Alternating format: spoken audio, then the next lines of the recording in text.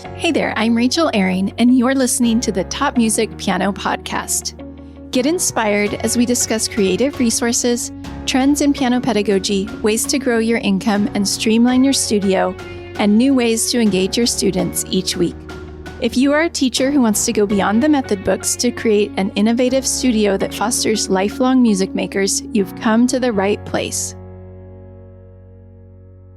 Hello, teacher friends. Thank you so much for joining me today for the podcast. We are in the middle of a preschool piano topic here at Top Music, and I think you're going to find today's episode really valuable. Abigail Proffitt is joining me today to discuss a number of preschool piano methods that she has used over the years, and she is giving us her candid thoughts on what works and what doesn't for the youngest students. And if you stick around until the end of the episode, she shares her own preschool piano cocktail. No, not that kind of cocktail, of the methods that she uses and what order she has found works the best. Here's a little bit about Abigail. Abigail Proffitt is a nationally certified teacher of music with a Bachelor of Music degree in piano pedagogy. Her studio is based in North Texas, where she specializes in preschool and neurodivergent students. Abigail teaches classical piano using a play-based, repertoire-rich approach, and she loves equipping other teachers to do the same. Here's my chat with Abigail Proffitt.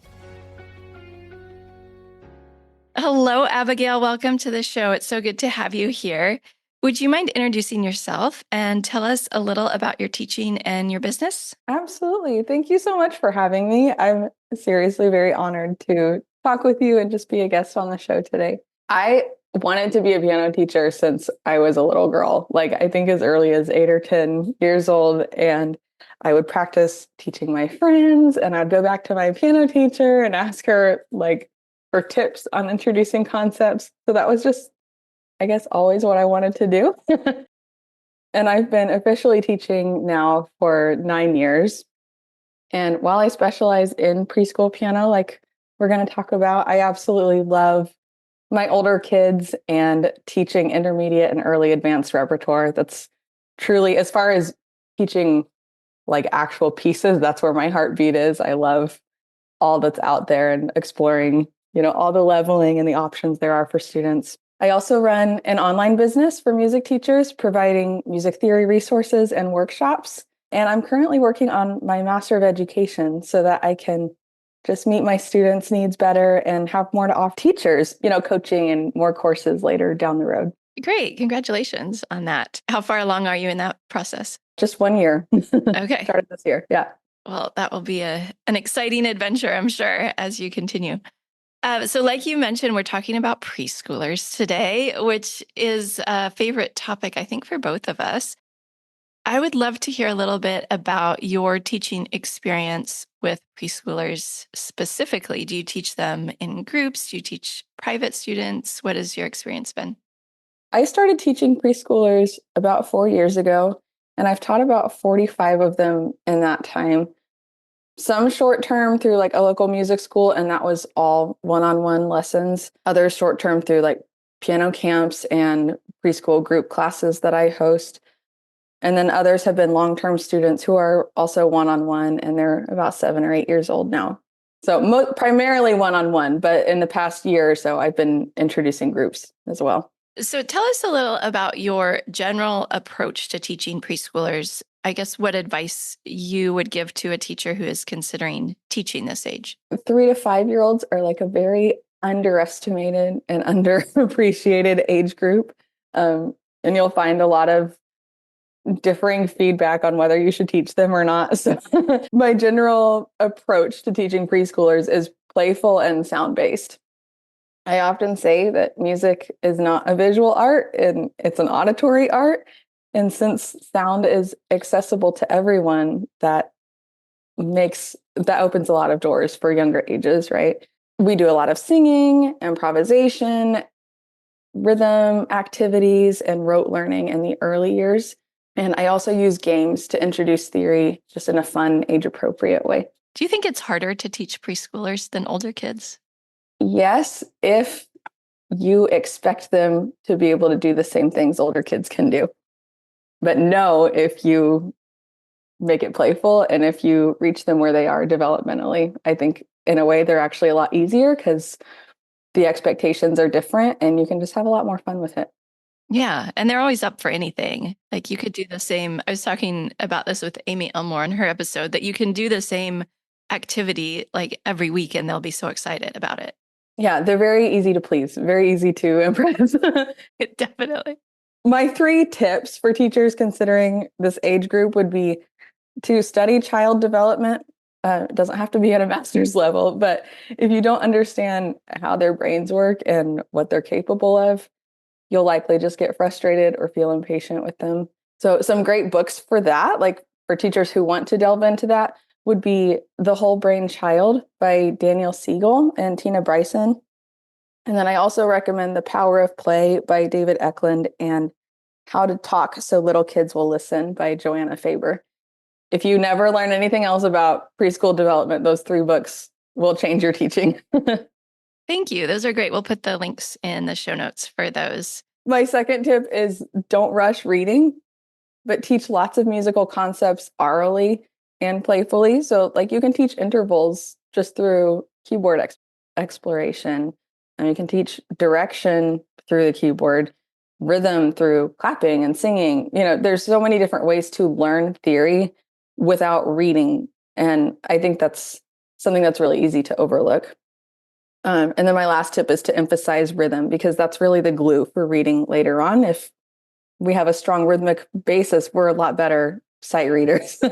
I'm speaking from my poor reading foundation where I struggled to sight read for a long time. So that's definitely an important component of teaching preschoolers. And I have to say, I've worked with like college age musicians who I just think if they had just started when they were little with some rhythm, like they can't feel the steady pulse or the downbeat. I'm like, oh, if they had just done this when they were 4, they would be so much farther along as an 18-year-old. And it needs to be beyond like the excerpt in the method book that says, this is a downbeat. Okay, try it. Yeah, definitely. So today we're going to be talking about some specific curriculums that can be used for preschoolers, because this is a question that I hear all the time from teachers. What curriculum should I use? And I think, honestly, a lot of preschool teachers don't even use a curriculum. But for those starting out, they want something that they can kind of hang on to. So we're going to go through some different ones. And I'm really interested to hear your thoughts and your feedback on these. But before we do that, if you could tell us, what do you think teachers should consider when choosing a method for preschoolers? Yeah, so piggybacking off of those tips, I would look for a method that prioritizes sound before symbol. The good old Francis Clark principle, slow and repetitious. I think it was Christina Whitlock on one of her podcast episodes where she talked about how you cannot repeat things enough with early age students. Like the foundation of beginner teaching is repetition. And that's especially true for preschoolers. And they don't mind it. So that's great. Look for a method that's repetitious, has a rhythmic emphasis. And I would even say prioritizes patterns over numeric counting. And I'll talk about that a little bit later, but also black keys first, not a C position method, because while like mentally we may think C position is easier for little hands, it's actually probably one of the trickiest approaches for them. A gradual reading approach, so not introducing the grand staff too quickly or position playing. Bonus points if there's landmark at intervals introduced. And then delayed use of thumbs and pinkies, because their hands are little. That's a big stretch for them, and they can learn poor technique early on if they're learning to twist to be able to reach their thumb or stretch out their pinky. And then also just a book that includes ear training. And if the method you choose does not, because not many methods intersperse that, find a book or implement games that do, because that oral foundation will be very helpful. All right, great. So with all that, that's really good practical information. I like that. Let's dive into some of these methods. And we're going to talk about, I think, one of the most well-known methods first, and that is Piano Adventures, the Faber book.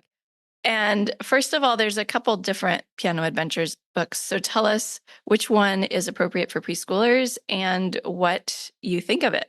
I am going to be sharing about the yellow book. I think it's My First Piano Adventures. I think the purple book is probably the most popular, the primer book. And I have used that with preschoolers. I don't recommend it. So the yellow book, I think, is specific to preschool students. And then for each of these methods, I actually broke down, or I created a list based on strengths and weaknesses of each one. So for My First Piano Adventures, some strengths include a gradual reading approach. So there's lots of pre-reading. It doesn't throw every note on the staff at kids on, unit one. It does delay the use of thumbs. And then it teaches bass and treble clef in terms of pitch rather than notes on the grand staff. Limitations include kind of position based, like a lot of the songs are typically in one spot on the piano. So students don't get early exposure to the whole keyboard, not a lot of pitch exploration. While the use of thumbs is delayed, it's still heavily included about halfway through the book. So once it's introduced, they're always using their thumbs. There's a lot of white key playing. And for, an older beginner, that's not a problem. But if we're considering 3 or 4-year-old hands, the space between white keys is really tricky to navigate, especially if they're playing 5-finger patterns. So that can force a flatter and strained hand shape. So black keys just encourage a bit more curve in the hand because the palms can't hug the keys. And while there is a little bit of black key playing in My First Piano Adventures, it switches to primarily white keys fairly quickly. There is a little rhythmic emphasis, but the way they do teach rhythm is really good. For example, like students will draw dashes under a half note to visualize that it's 2 beats. And that's also a really great early writing activity as well. And then lastly, the book does introduce the grand staff by the end of the book. And again, not necessarily bad for an older beginner, but probably a little too much for a preschooler to process. Yeah. One of the things that I've used a lot with this book is that there's an app with all of the backing tracks. And I find that kids at this age really like the playing along with the backing tracks. And so there's certain ones that I go to over and over. And it's so convenient. If you don't have it on your phone and you're using this book, you have to get the app on your phone because it's so convenient to just click on it and find the song and go from there. I didn't know that about that book. That's great. That's great for their oral skills too. So I've used that a lot, but I did find I used it with a little boy who we started when he was maybe 4. And we went through most of the book, but by the time we got to the end, he wasn't ready to move on. Like I had to move to a different book or series because he wasn't ready for the grand staff and playing all, like you were saying, all the 5-finger positions and everything. So kind of a big jump. Yeah, it feels like at the end. All right, thank you. Do you have any other thoughts on Piano Adventures? Maybe who you think it's good for, or if you use Piano Adventures, I mean, that book, it's any book can be taught well with a good teacher, right? So no book is a be all end all, but I think if you're using it with preschoolers, the yellow book is probably the best option, but it might require some more supplementing or even just cutting it short, like not going all the way to the end of the book and switching to something else. Good advice. All right, I want to move on to WunderKeys, which is one that I always see mentioned like in the Facebook groups, but I've never used it myself. So I'm curious if you can tell us about WunderKeys and your thoughts on it. Their preschool method has some very notable qualities, some strengths of the preschool specific books. So this is books 1 through 3, and it says preschool on the cover. There are characters that the kids can connect with, which is super important for littles. I think they get very attached to whoever is on the page. So there's specific characters that introduce concepts. It's very play-based and interactive, and that's super important, especially for younger preschoolers. Lots of repetition of concepts. There's plenty of songs to practice each concept at a time. It doesn't introduce something new on every other page. And then when reading is introduced, it's a gradual approach. They start with pre-reading and then move on to like 1 or 2 lines at a time. So students start visualizing the staff, but it's not all at once. And then It focuses on rhythm and clapbacks and improv duets quite a bit, especially in the first book. That's pretty much all the students are doing. Limitations of these books, it immediately introduces thumbs. It uses pictures to represent the notes rather than using note heads. So like the little characters they use are placed in these little circles on the lines and spaces. And that's not necessarily bad, but as a rule of thumb, I think it's important to teach the real symbols rather than replacements just to help with transition later on. I did want to say the WunderKeys supplements, Glissando's Slimy Songbook, Chillin' on the Black Keys, and Nuts for Alpha Notes are fabulous preschool resources. I wouldn't recommend any beyond that because they're primarily in C position and don't really progress through concepts anymore. But the preschool books 1 through 3, and then those 3 supplemental books could be really powerful if taught well. Great. Thank you. Top Music Pro enables you to be a pro in your own studio because you don't have to reinvent the wheel and you don't have to make up all the answers yourself. You have support. I think of Top Music as the pot of gold at the end of a rainbow. This site is the whole pot of gold, and there's gold pieces in there that I didn't even know existed. I am actually teaching a full studio. They're coming online from miles away. So I am certainly thriving. So what Tim has done is build a global community of piano teachers who are interested, who are engaged. And when you become part of this community, you feel empowered. My life is different now because I'm not just in an isolated little studio. I have learnt that there are other people out there going through very similar learning curves and sharing these ideas. I've really gained a lot of skill sets where my teaching is far more creative, far more innovative. I have resources so that I can add to it things that I didn't know. My life and my business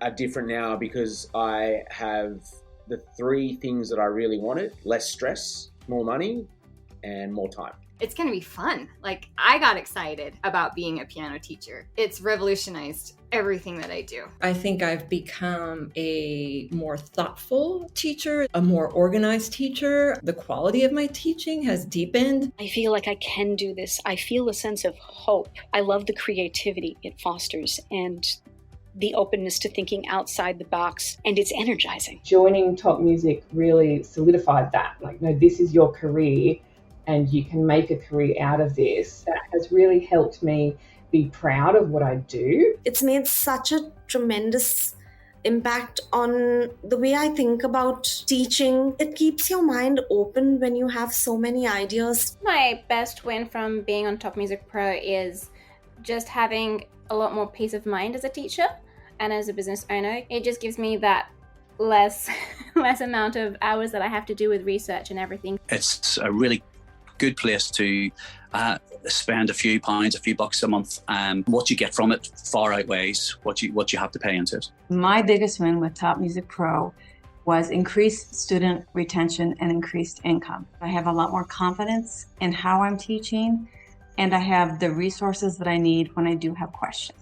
I probably went from about 35 students to maybe like 65. I ended up doing 3 classes and I had a waiting list. If I hadn't signed up with Top Music Pro, I probably wouldn't have realized that teaching piano is a real job and you can build your whole career around it. All right, we're going to move on to the Celebrate Piano series, which is another one that I think I bought one of the books, and then I haven't really used it. So you're going to have to tell me about it and if I should look into it more. Well, I'm biased because Celebrate Piano is my primary method of choice. Oh, I didn't know that. Okay. Yeah. It's very thorough and easy to supplement. Kind of stepping aside from preschool for a second, I use it because it's a very strong landmark intervallic approach, very strong with rhythm and aural skills. And then for older kids, it introduces the whole circle of fifths by the end of book 2B. So I'm usually able to get students out of method books around 2A, 2B just because of how quickly it moves and how much it introduces. But for preschoolers, it's a little fast. So I delay it until about 1 or 2 years in, and depending on the age of the preschooler, and I'll use other books leading up to that. So some strengths of Celebrate Piano include a syllabic rhythm approach. So it teaches rhythm using the Kodai method, like ta and tt. Directional reading early on. So they are playing on the staff, but they're not memorizing all the notes on the staff. They're just reading up and down, steps and skips. It uses a landmark approach, ear training, rhythm activities, like I mentioned. And then it also delays the use of thumbs and pinkies. And students are also playing in multiple octaves early on, so they're not limited to one spot on the piano. But limitations include not much repetition. Like you need plenty of supplementing, especially for younger kids. Because it's a fast moving method, you'll see maybe 1 or 2 pieces that implement a new concept and then it moves on. The font size is pretty small for young students. So the pages are interactive, but the staff and note heads themselves are pretty small. It introduces white keys quickly, which is great for 8 to 10-year-old beginners, but tricky for preschoolers. So I'm curious with this method, are you starting, like if you do use it for preschoolers, are you starting them in the same book as the older kids start, or do they have separate books for the younger kids? They don't. It's pretty cut and dry. It's Celebrate Piano 1A through level 4. 3 and 4 are more like repertoire books. And then the theory and ear training is included in the method. So for preschoolers, my curriculum typically looks different because I start with a couple other books before Celebrate. All right. We're going to talk about music for little Mozarts. That's another favorite for some teachers. I feel like teachers who use it, they're like big proponents of it. It seems like, again, I think I have one of these books, but I haven't used it much. So tell us about your thoughts on music for little Mozarts. I learned from Music for Little Mozarts, so I have fond memories of it.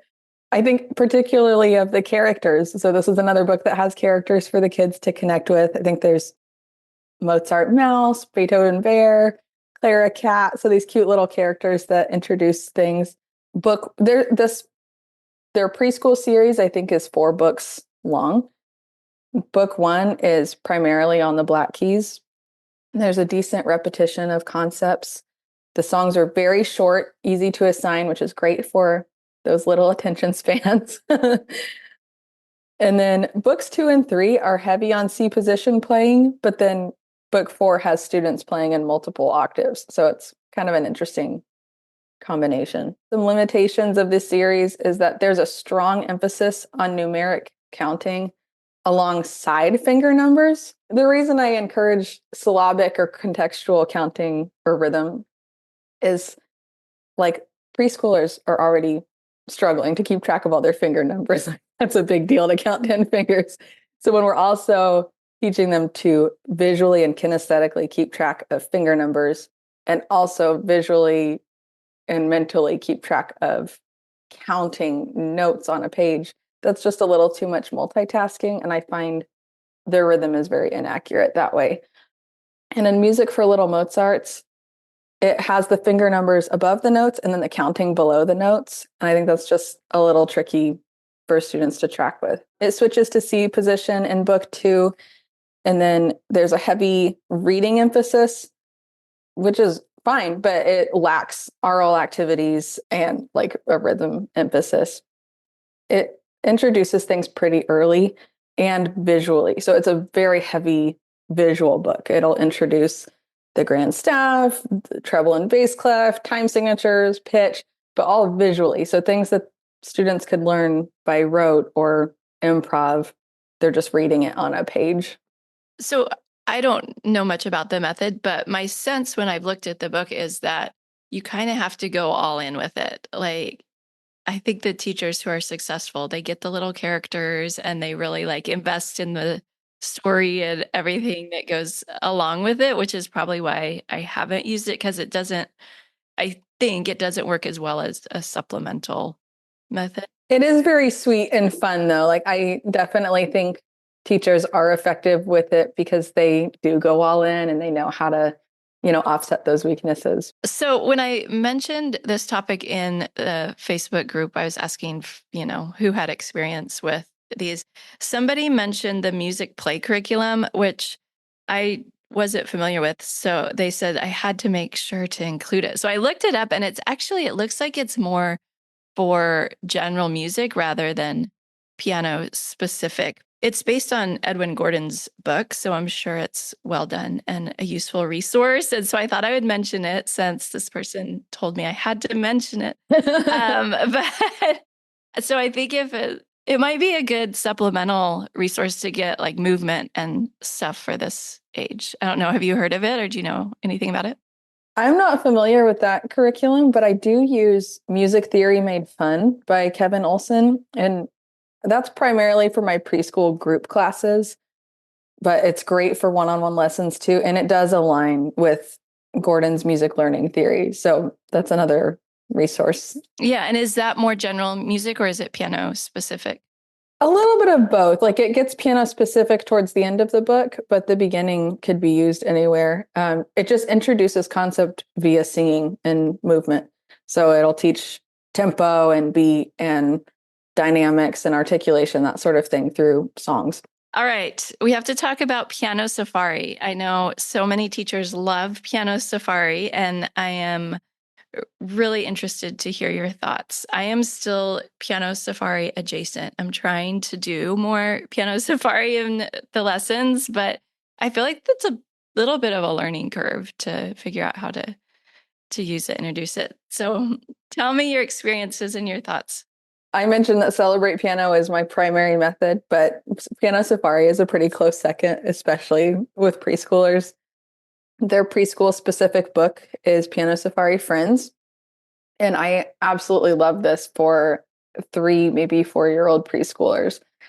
The strengths of the book include characters for the students to connect with. Again, you have Zachariah Zebra, Charlie Chipmunk, Christabel Kangaroo.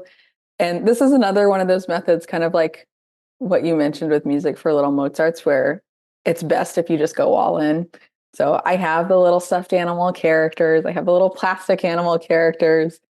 And students just love that tangible way to connect with their music. It encourages play-based learning via those animals. And it also comes with stickers. So that's so fun. The stickers specifically correlate with different pages.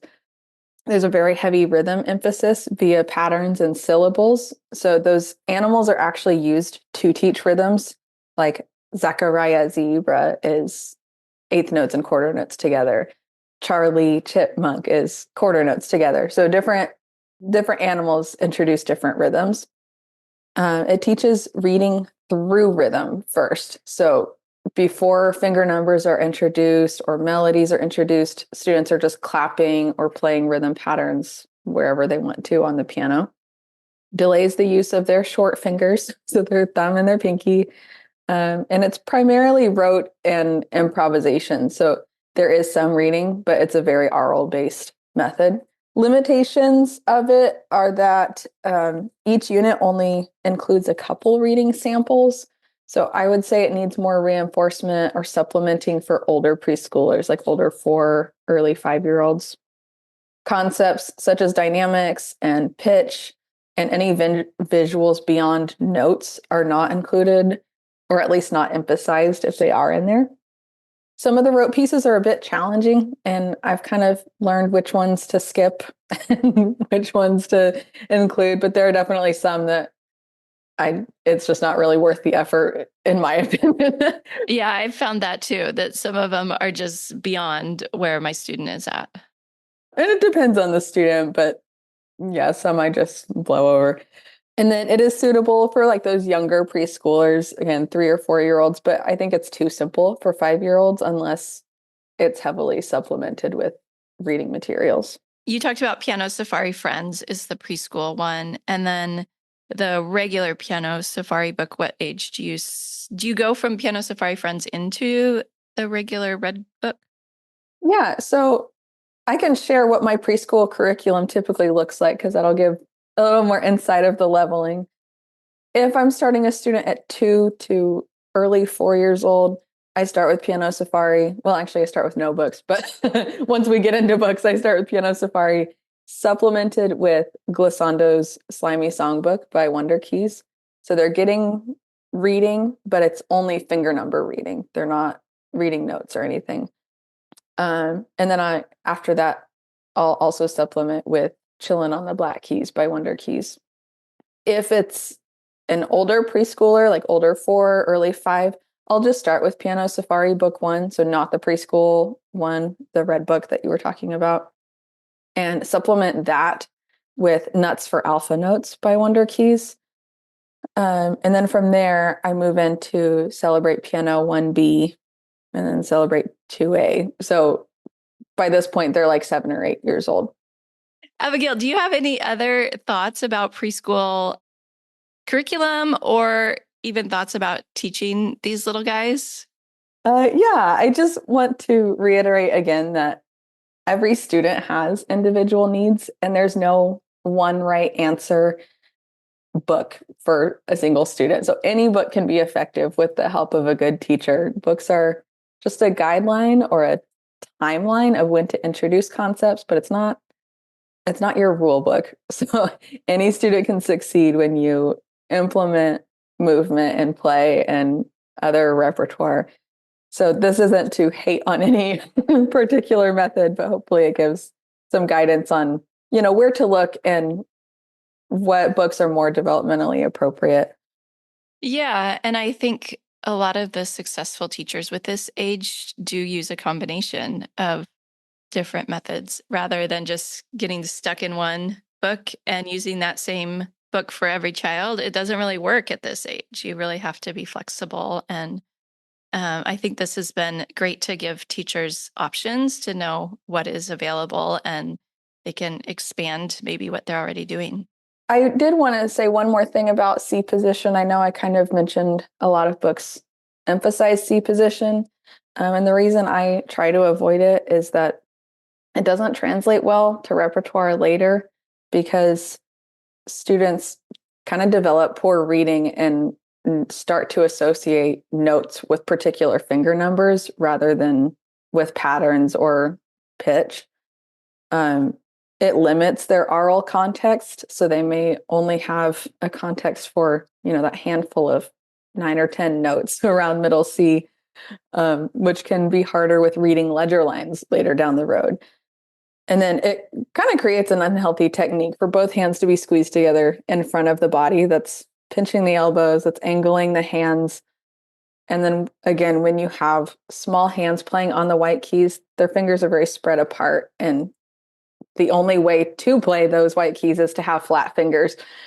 And the biggest complaint I hear about preschoolers is that they don't know how to curve their fingers, but it's like they can't if their fingers are spread apart. So I'm just curious because I've asked some of my other guests during this topic, this question. What technique do you like for preschoolers as far as like playing with one finger or playing? I know Faber does the 3-1 donut. What do you like for this age? Honestly, I don't, this might be a little controversial. I don't emphasize a hand shape a whole lot because their hands are not fully developed yet. And it's just going to be frustrating for them. That fine motor control is really hard for them. I would rather them know sound and be able to recognize some symbols first. But when it comes to playing, I really like the Piano Safari approach where they're using finger 2 first, and then they're using 2, 3, and 4 quite a bit. So those longer fingers that they do have more control over. And then the way I teach hand shape is, we like to call it rainbow hands. I get a rainbow shaped poppet and we practice dropping our fingers into the poppet to pop the bubbles. And they naturally have to have a curved hand shape for that. Oh, that's a good idea. I'm going to steal that. Yeah. So just using things they do know to connect concepts they don't know, instead of saying something abstract like curve your fingers or, play on your joint, support your joints. They don't know what that means. Okay. Thank you. Does that answer your question? Sorry. Yes. Thank you for that advice. And that was helpful for me. So I know that you have a lot of resources available and some of them specifically for teachers who want to teach preschoolers. Can you share about some of your resources and how teachers can get a hold of those? Sure. I actually have a preschool piano crash course, which I think I mentioned was in the works last time you interviewed me. So that was I think that's right for my full circle podcast moment. Yeah. So that goes into early childhood development and all my favorite resources for preschool lessons. It also includes like detailed lesson plans for the first few weeks. So I try to equip teachers with as much practical knowledge for teaching this age group if they're new to it. I also have over 140 games and theory bundles and other workshops for preschool through intermediate levels in my shop, Whole Foundation Method. And that's on Etsy, right? Okay. Whole, like WHOLE. Yeah, like whole note. Yeah. Okay. Say the name of your Etsy shop one more time. Whole Foundation Method. Okay. So we'll put that link in the show notes as well. Are there any other links or places where teachers should go, or is it all there in the Etsy shop? All my products are in the Etsy shop, but you can also find me on Instagram at Proffitt Piano Studio. That's with 2 F's and 2 T's. I share a lot more teaching tips there. And then I also have an email list that you can subscribe to through my Instagram, and I share a lot of free resources on that. Thank you so much, Abigail, for being here. I really enjoyed hearing about these different methods, and I learned so much. I'm sure listeners did as well. So I appreciate you giving your time today, and I know that listeners are going to really enjoy listening to this episode and learning from you. Well, thank you so much for having me. I had a lot of fun answering these questions, and I hope it's helpful. I hope that you enjoyed learning from Abigail today. I would love to hear your thoughts on this episode and what method books you have found work well for preschoolers. You can find me on Instagram at Rachel Ehring, or I'm also in the Top Music Pro membership site. That's the end of the show for this week. And we're actually going to be taking a short break from the podcast over the holidays. So I hope that you have a wonderful Christmas season, and I will see you back here in the new year. I'm Rachel Ehring, and you've been listening to the Top Music Piano Podcast. I'll speak to you again soon. How do you keep up to date with all the latest trends and research into music education? How do you connect with other teachers around the world and make sure your teaching stays fresh and relevant for students of all ages and stages, both now and into the future? I created our Top Music Pro membership to be the one-stop shop for music teaching resources, training, support and community, and I'd love for you to come and join us inside. With over 40 comprehensive training courses, hundreds of teaching demonstrations and lesson plans, free monthly sheet music, discounts and all the business and pedagogy support you could ever need, Top Music Pro is the community you've been looking for. If you're ready to level up your learning from the podcast and join thousands of other teachers in our global network, head over to topmusicpro.com today.